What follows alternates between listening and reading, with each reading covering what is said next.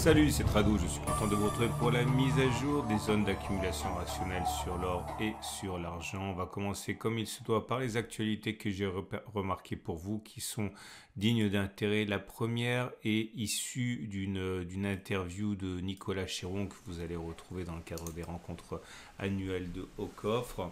Et Nicolas explique que l'or libellé en euros est une des rares lignes positives qu'il a en portefeuille. Il explique aussi les bases d'une diversification saine. Je vous laisse découvrir ce bel article. Encore une fois, extrait de son interview pour Au Coffre. Deuxième article que j'ai trouvé pour vous qui pourrait vous intéresser. Je vous rappelle qu'il y a toujours un mystère qui subsiste sur les gros acheteurs d'or. Certains sont sortis du bois, la Turquie ou l'Ouzbékistan, mais les comptes ne sont pas bons. Il manque encore des gros acheteurs et on soupçonne de plus en plus que ce soit la Chine qui achète aussi massivement de l'or. Et pour une raison assez simple, qui serait de se dédollariser et de réduire sa dépendance. Troisième article, alors là encore plus intéressant, qui nous vient de Chief Gold. Donc Chief, c'est un des gourous de l'or, qui explique que pour le 7e mois consécutif, la COMEX reçoit des sorties, reçoit des ordres de sortie d'or et d'argent. Normalement, c'est pas fait pour prendre livraison à la COMEX, ça arrive de manière assez anecdotique, mais là, ça fait 7 mois que les investisseurs qui ont acheté des contrats d'or et argent demandent la livraison. Et ça, c'est très intéressant parce que c'est pas habituel. Et pourquoi ils veulent de l'or et de l'argent physique alors qu'ils peuvent avoir de l'or papier? Question totalement rhétorique et j'imagine que vous avez déjà une réponse en tête. On passe tout de suite à l'analyse des zones d'accumulation rationnelle, mais avant ça, je vous rappelle que si vous voulez vous procurer comme moi une carte Veracash, eh bien vous pouvez le faire, c'est une idée qui pourrait vous séduire et je vous rappelle qu'il s'agit d'une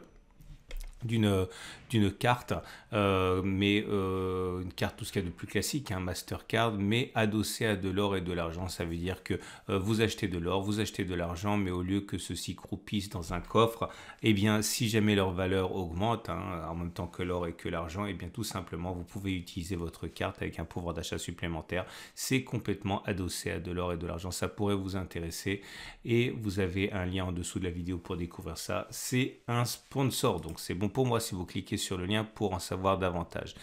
On passe tout de suite aux zones d'accumulation rationnelle.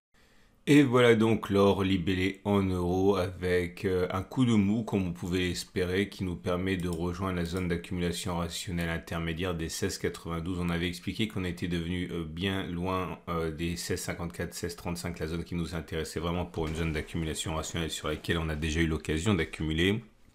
Mais que les retardataires qui pensaient qu'on n'y retournerait plus avaient une zone intermédiaire ici à 16,92 € l'once. Ça y est, on est donc sur zone d'accumulation rationnelle. À noter que la tendance de long terme n'est toujours pas haussière, ni la tendance de fond puisqu'on est en dessous de la M200 et de la M50. Les bougies Aiki-Nashi militent pour une continuation de la baisse puisque vous avez un régime de bougies rouges comme ça, mais elles sont pas très baissières ces bougies puisqu'elles ont une mèche haute, autrement dit c'est pas aussi mauvais que s'il n'y avait pas de mèche haute comme ici par exemple. Ça veut dire que c'est baissier mais pas énormément non plus. Je répète une troisième fois, on est sur zone d'accumulation rationnelle pour l'or libellé en euros.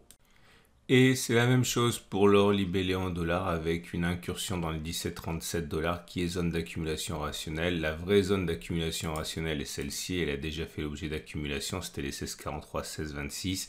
Mais pour ceux qui pensent que l'on n'ira plus aussi bas, les 17,37 peut s'avérer être une zone intéressante.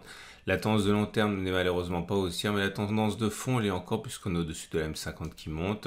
Les bougies Aiki-Nashi indiquent qu'une baisse est toujours envisageable puisque vous voyez ce sont des bougies rouges, mais surtout ces bougies rouges pour l'once d'or libellé en dollars n'ont pas de mèche haute, autrement dit c'est plus baissier que pour l'or libellé en euros. On a perdu depuis les plus hauts la bagatelle de 3% après avoir rebondi massivement de 10% en l'espace d'une quinzaine de jours. On passe maintenant à l'argent. L'argent libellé en euros pour débuter. Et là aussi, pas de miracle. la baisse s'est mise en place. Alors c'est pas dramatique, on n'arrive même pas à toucher la zone d'accumulation rationnelle des 20 pour l'instant, mais c'est pas fini. À mon avis, on va y aller. On n'est pas sur véritable zone d'accumulation rationnelle non plus, puisque les vraies zones d'accumulation rationnelle, ceux-là, elles ont déjà fait l'objet d'une accumulation, mais un retour sur les 20 permettrait aux plus agressifs, ou plutôt aux retardataires les moins agressifs, de commencer à rentrer, sinon pas fait encore.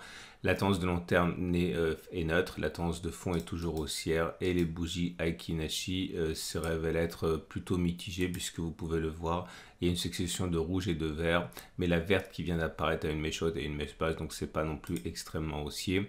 Et on va terminer avec l'argent mais libellé en dollars avec un constat équivalent.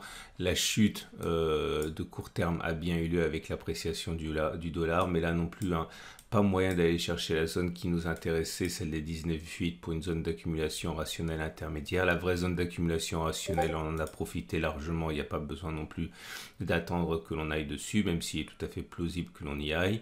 En tout cas, la tendance de long terme n'est plus baissière, la tendance de fond est haussière et les bougies Aiki-Nashi indiquent que c'est pas bon, mais c'est pas non plus dramatique, puisque ce sont des bougies rouges, mais la dernière bougie n'est plus baissière, c'est une bougie plutôt d'indécision.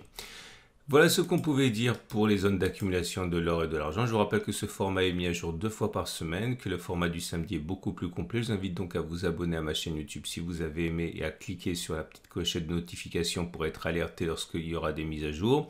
Je vous souhaite encore une fois une très bonne journée et je vous dis à samedi pour la mise à jour.